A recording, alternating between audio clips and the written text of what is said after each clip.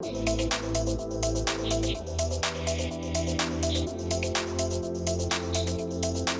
well, welcome. I'm absolutely thrilled to be able to talk to you all today. I'm going to talk about no bullshit leadership, my view on leadership. So I'll just tell you very briefly, for those that don't know, I'll just just tell you who we are in this building, just really briefly put it into context. So we are Havas. This is our European headquarters. We're a large French-owned marketing services business. So what that means is we do advertising, media, PR, digital, you name it. And we have about 20,000 people around the world. We are part of a bigger company called Vivendi. So the French people in the room will almost certainly know who Vivendi is. The non-French people may not, in fact, but you'll know the businesses that Vivendi owns. So Vivendi's biggest other business, apart from Havas, is Universal Music, which you'll all be very familiar with. You'll be familiar with the artists within that. So we are part of the Vivendi group, who own music, filmmaking, game making, etc. So it's a very exciting business. And in fact, their headquarters are in the building right next door to us. So we've got a little Anglo-French enclave here in King's Cross.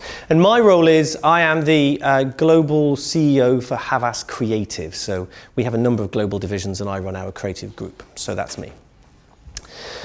So I'm going to talk about leadership and my views on leadership. And to start with, I think when you say the word leader or leadership, most leaders, most people who have leadership roles aren't the people we normally think of when we think of leaders. So when we think of leaders, we think of FTSE 100 CEOs, or we think of generals, or we think of dot-com billionaires. And with apologies to the politicians in the room, maybe we used to think of politicians, but in the UK at the moment, you tend not to think of politicians when you think of leadership. But in reality, most people in leadership positions aren't those people. Because by my definition of leadership, at least, and we can debate this later perhaps, but by my definition of leadership, anybody that has people they're responsible for is a leader. So that means if you're a 27-year-old within an advertising agency, for example, and you have 3 people that work for you, you're a leader. If you run a ward in a hospital, you're a leader. If you run a department in a failing school, you're a leader. If you run a Sunday League football team, you're a leader. And so my observation is, in actual fact, we are told that leadership is some hallowed, exalted state that you, and basically, I think that's bullshit, frankly. And more than that, I think there's a whole industry, which I call the leadership industrial complex. There's a whole industry that has been set up to tell us that there is an exalted state. And that industry is making a lot of money out of us. And that is business schools, that's management consultants, that's training programs, that's off-sites, that's books. And I think that a lot of what we're being sold and told is just snake oil, is bullshit. And that's a problem because for 2 reasons. Reason 1, people who are already in leadership positions, that bullshit gets in the way of them fulfilling their potential. And secondly, possibly a worse reason, is that it actually excludes whole sectors of our society from thinking leadership is something they could aspire to. And so my ambition really is to wipe away that bullshit, because I did a degree in engineering, so I recognize a unifying theory when I see one, and I don't think there is a unifying theory for leadership. I don't think leadership is a science. I think it's more of a craft, and it puts me in mind of what is I think an apocryphal story of Michelangelo. When Michelangelo was asked, how do you turn that 10-ton block of raw marble into something as beautiful as David? He's reputed to have replied, well, I just chip away everything that doesn't look like David. And I think leadership is similar. It's deceptively simple, but in reality incredibly difficult to do well. So what I'm going to do is I'm going to just take you through 3 or 4 really sort of macro observations in terms of what I think leadership is, what it isn't, and some bullet points in terms of the things that I think leaders need to do in order to be successful, and then we can agree, disagree, and take it from there. I think the first thing to do is to have a point of view on what leadership is and it isn't. So I've already said what I think a leader is. A leader is anybody that has people that they are responsible for. And so what is leadership? Well, for me, leadership is the activity concerned with the navigation of a group of people from a defined start point to, in the present, to a different and clearly defined state that exists in the future. So I've drawn a really complicated diagram to show you what I mean by this. Okay. And this is where the leadership industrial complex starts to make their money. Because the first thing you have to do if you're a leader is you have to understand where you are today. Now that's, we're told there's a whole swathes and swathes of literature about how you go about doing that. But my premise is actually that isn't a very difficult question to answer. This is the kind of classic kind of example, whereas if you want to know the things, the big challenges a supermarket has in their business, who do you go and ask? Well, you go and ask the person on the checkout. They'll be able to tell you with some degree of accuracy what the challenges that business have. You want to know what challenges a factory have? Go and ask the people on the shop floor. And in reality, all of you and the people you work with and who work for you, you will know what the main challenges your team or your organization have right now. You can always know a bit more, but that's not a difficult question to answer. The second question you've got to ask is, where do you want to be? And this is where people make money. So this is visions, values, purposes, all that kind of stuff. And I'm not arguing that those things aren't important. I am arguing that the answers to those questions aren't that difficult to find. And yet, a lot of what we're told that actually the answer to this question, in some instances, we're almost told that that's the defining task of a leader. And it's not. I mean, why, for example, why don't you just say, do you know what, we're just going to be the best? I mean, why not? Okay, we're going to be the best, right? We need to have if you've worked in your sector or your industry or team for any period of time, you'll have an idea of what that is, even if that's in the public sector. Everybody measures everything these days. We're going to be the most effective hospital. Right, we know what that means. We're not going to spend ages and ages and ages talking about this question. But I've worked in, and you may well have done as well, I've worked in leadership teams where people spend so much time on this and they try and be so clever in answering this question, they actually never even get beyond answering this question. And my premise is that isn't even leadership. This is leadership. Leadership is how you get between those 2 points. And the getting between those 2 points is the really, really, really, really difficult bit. So I'm going to give you some of my observations on some things we might do better in order to achieve that. So the first is getting stuff done. I mean, for me, that is what a leader does. A leader creates action. And as I said earlier, I did a degree in engineering. So I've written a very non-scientific equation to define how you go about getting stuff done. So this won't pass the test at Harvard. But I think what leaders want to do is they want to create impact. And I think impact is made up of what I've slightly dismissively called business school stuff, and it's not dismissive, but that is all the things we normally talk about when we talk about leadership. That is the things I talked about before. That is our purpose, our direction, our objectives, our strategies, all the things that are good and important things, we have to do them. That's that. But we have to multiply them by action. And the reason that matters is that you can debate whether it's easy or not, but nevertheless, that isn't that difficult, I'm arguing. What is really difficult is this. And the real reason that I've written the equation is because of this. Is because you can be as right and as clever and as insightful and as transformative as you like in terms of your thinking. But if you never actually turn it into action, you achieve nothing. And in actual fact also, the other way to look at this, my theory, my leadership impact theory, is you can create impact by being imperfect here. But if you create plenty of action, you're still going to create impact. And the reality is that you're always going to be imperfect here. And the striving to try and be super clever and super unique in this part is a fool's errand, because you'll never be. I mean, the whole, a plan never succeeds contact with the enemy. That is always going to be imperfect. But if you're creating action, you'll create impact. And creating impact is how you get between the 2 points.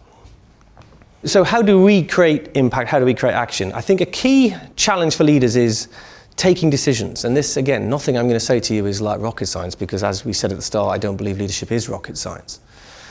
A key challenge leaders have is around decision making.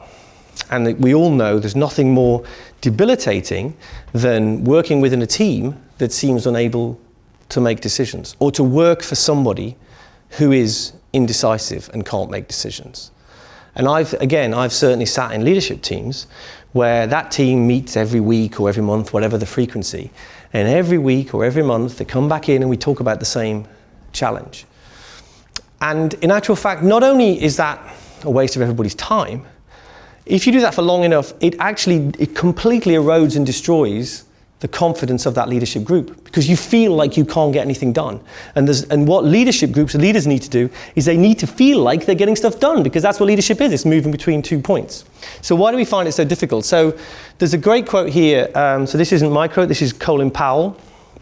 So this is his 40-70 rule. And he says, don't take action if you have only enough information to give you a less than 40% chance of being right.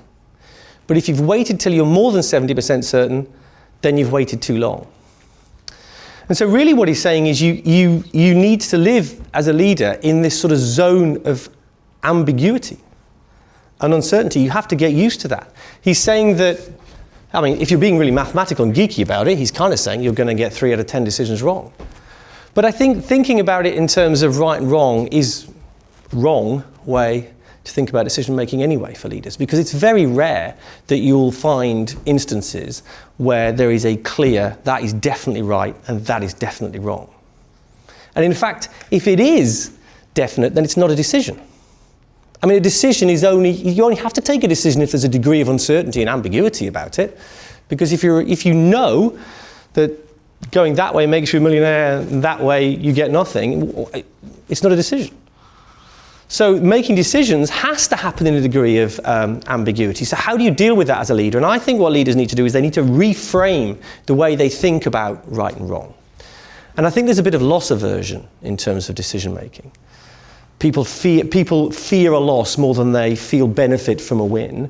But actually what leaders need to do is they need to reframe the way they think about right and wrong to being fearful of not making enough decisions. You have to accept that you're going to take decisions that you're going to look back on and go, yeah, no, I probably would have done that a bit differently, or I regret doing that, or we could have done that better. That's just going to happen no matter how long you spend. Even if you disagree with Colin Powell and you wait till 99%, you're still going to do things that you could have done better with hindsight. And you have to just accept that. And it doesn't matter, because the most important thing is to be making decisions. And I think to just expand on that point, certainly in our business, but I suspect probably for all of the teams and organizations you guys are part of as well, there are 2 words that come up all the time at the moment, and those 2 words are nimbleness and agility. I mean, you know, we sit in meetings, we want to be more nimble, we want to be more agile. And who wouldn't want to be more nimble and more agile? I mean, all organizations want to be, right? But the problem is the next question, which is, okay, what organizational behaviors do we need to have in place to allow us to be more nimble and more agile? And I think that's quite a difficult question to answer. It's certainly, in my view, not processes. In fact, I think it's the opposite of processes. And my argument is that actually nimbleness and agility are the result of a decision-making culture. So I think you can only be a nimble and agile organization if your organization is able to make decisions at a distance from the center. If everybody who's at a distance from the center, anytime they want to do anything, has to come back and ask the center or ask their boss, it is impossible to be nimble and agile, unless there's only 20 of you in the company or the team. But if you're not nimble and agile with only 20 people, I mean, what the fuck? You know, I mean, so in an organization of any size, you have to be able to take decisions at a distance from the center. So it's not just you as a leader that needs to be good at making decisions. You need to create that as a culture within your teams as well, which for a lot of leaders find that difficult, because a lot of the reasons we get into leadership positions in the first place is because we kind of like a bit control freaky. I mean, you know, we kind of get to positions by having our hands on everything and being good at everything. But when you become a leader, you've got to kind of go against all of those things that you've learned and you've been taught are good, and allow other people to get 3 out of 10 of their decisions wrong, because they have to follow the 40-70 rule as well. So that takes me to a broader point about culture. So I work in an advertising business, and our business is a consultancy business. And it has an awful lot in common with many organisations today, which is essentially we are just what we used to call a people business. That's all we are. We don't have factories. And an awful lot of organisations these days are just people businesses. And I remember when I first became a CEO. I first became a CEO about 10 years ago. And it's a long, the journey to that is quite a long story, which I'll spare you. But the gist of it was, one day I suddenly become CEO of this business, and I'd already been at the business for about 6 years. And the business, honestly, was a dog of a business. I mean, let's just call it what it was. It was a shitty business. And suddenly, having observed this, and frankly, having been part of the problem, I'd been as part of the leadership team for 6 years, so I couldn't blame somebody else. I had to take my share of the responsibility for that. And I remember thinking to myself, well, but why is our business a shitty business? Because our business, like this building we're in now, like a lot of the buildings that you guys all work in, we were just a building full of people. That's all we were. And I remember sitting thinking to myself, well, why is our building full of people a bit shitty? And there's one of our competitors 5 minutes down the road is really good. And they're just a building full of people too. And we don't own our building and they don't own their building. So what is it? And the only two things the only two answers I got to that question was talent and culture. There was nothing else. That's all that we are, and that is all that arguably, certainly that's all that all people businesses are, and arguably I think for most organisations they are the two defining characteristics. And I think if you have to choose one, it's culture. And I think the creation of an effective culture is an organisational superpower, and I believe is the defining task for a leader. And this is my definition of what that is. What culture is. I think culture is the environment the leader creates to enable their teams to outperform. And there's a lot of cynicism around the word culture, because these days everybody talks about culture, right? Every website you go to for any kind of organisation, they talk about their cultures, and people say we've got a great culture because we do Pilates at lunchtime when we have free fruit. And that isn't anything at all really to do with culture in my mind. We've been sort of taught to believe that culture is this soft, squishy thing about being nice to people. And culture has nothing to do with that. Culture's a really hard, concrete, tangible thing that is the defining characteristic and the defining experience most people have when they go into your organisation.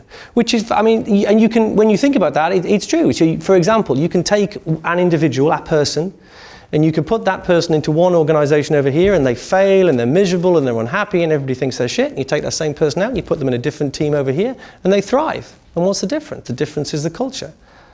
And so that's why I think it's so much more important than talent, because I think people's ability to perform is very subjective based on the environment they're performing within. And what is culture? Well, I think the single easiest way or best way to think about culture is the behaviour of management.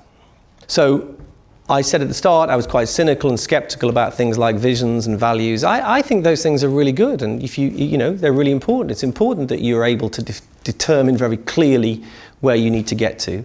And if I'm saying culture is important, it's really important that we can define the kind of culture we want. But the problem is, what most organisations do is the things they say are their culture have no correlation or bearing whatsoever on the actual culture in the organisation. Because the most important influence on the culture of the organisation is the behaviour of management. And I think one of the biggest challenges for leaders is to be able to work out, how do I create an effective culture that allows my teams to outperform? And to be able to be reasonably self-aware about the behaviours you as an individual have to exhibit in order to achieve that, and ensure that you are able to have the right conversations with your peers, your teammates, your leadership team, to hold each other to account to that. Because let's face it, all of us have bad days. I mean, all of us come into work some days and we're like pissed off and we're miserable and we're grumpy. All of us say things to people in the heat of the moment that we regret, and we think, oh fuck, I really shouldn't have said that. That happens. It just does, move on. What's important is, as a leadership group, you're able to talk to each other about that and hold each other to account, and on average, more often than not, you're behaving in a way that's coherent with the culture that you want to create. And if you have to choose between writing it down and not walking the walk, walking the walk and not writing it down, walking the walk wins 100 times out of 100. Obviously what's better is to be able to say this is who we want to be and then absolutely are coherent with that in terms of your behaviours. And one of the reasons I think there's a lot of cynicism around the word culture when it comes to organisations is this, because I think cynicism lives in the gap between your words and your actions. So the bigger the gap there is between what you say and what you do, the more cynicism there is. And that's true of us as individuals, right? And that's true of organisations. And I think the reason that cynicism, the culture is a defining characteristic of organisations, but because a lot of organisations, there's a very big gap between their words and their actions, people generally are quite cynical with regard to it. The final thing I'd want to talk about is teams. And, obviously this is a play on the there's no I in team. I think one of the challenges we have as a leader and in running organisations is, of course, everybody is an individual. And what you as a leader have to do is you have to both be able to talk in quite general terms. Obviously here today I've talked in extremely generalist terms, because otherwise how do you ever communicate anything? But what a leader needs to be able to get people to follow them. And what you have to be able to do is you have to be able to balance being quite generalist, in terms of your expression of your culture or whatever it is, with understanding that everybody, like all of you guys now, everybody that you sit in a room and talk to, everybody has their own perspective on that, everybody has their own agenda, and which is perfectly natural and normal. Everybody has their own concerns, their own challenges.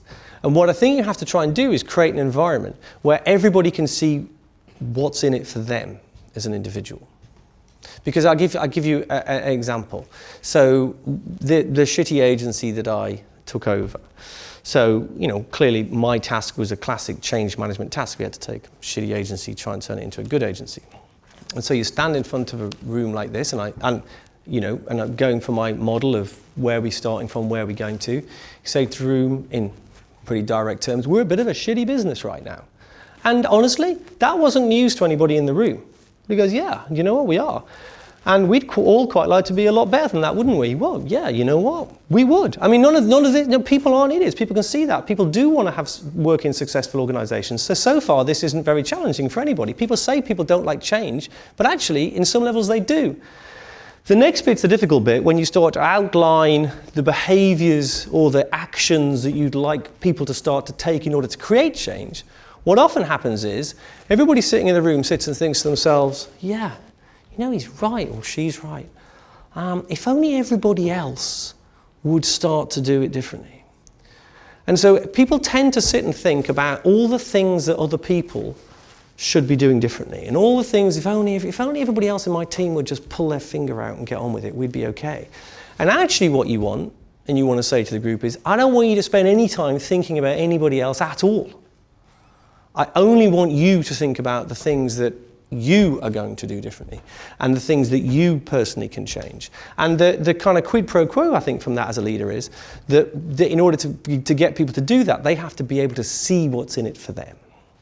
They have to be able to see why there is a benefit for them individually in that process of change, or individually in terms of, even if it's not a change management program, in any kind of followship leadership situation. And my final point on that, I mean, I wrestled with how do you try and make that tangible? How do you make that tangible through a big organisation? And the best answer not the best, but the simplest answer I could come up with was thinking about asking my reports, and asking myself, but then my reports in turn, and them theirs, is how good are you for the careers of the people that work for you? Because if you're good for the careers of the people who work for you, you're doing a whole lot of things right. And it forces you to understand what careers those people want. Because everybody doesn't want the same career as you, me, any of us. And that's more true than ever. More true than ever that people expect very different things from their careers. People can want to have a really fulfilling and successful experience at work, and yet actually their passion is the 2 days a week that they're spending at home doing something else. They see, increasingly people don't see any mismatch between those two. And yet other people want to work 80 hours a week and they want to be the CEO like next week. And you have to be able to understand and how you can flex to suit those different needs. So how good are you for the careers of the people that work for you is a good way of thinking about it. And so that pretty well concludes that's just I picked some thoughts that I thought might stimulate a debate. My one sentence summary is that I think leadership is difficult but not complicated. And anybody that tries to start to make it sound complicated, call bullshit. And I think certainly in the UK, I live and experience the situation we're going through in the UK at the moment. In the UK, if polls are to believe, we're about to elect no preference as Prime Minister by a massive margin. And leadership is more important than ever. We need more better leaders everywhere, right the way through our society, which is why I talk about actually, most leaders aren't the people we think about when we think of leaders. And the best way to develop great leaders is by having great leaders. Great leaders breed great leaders. That is the most effective way to achieve it.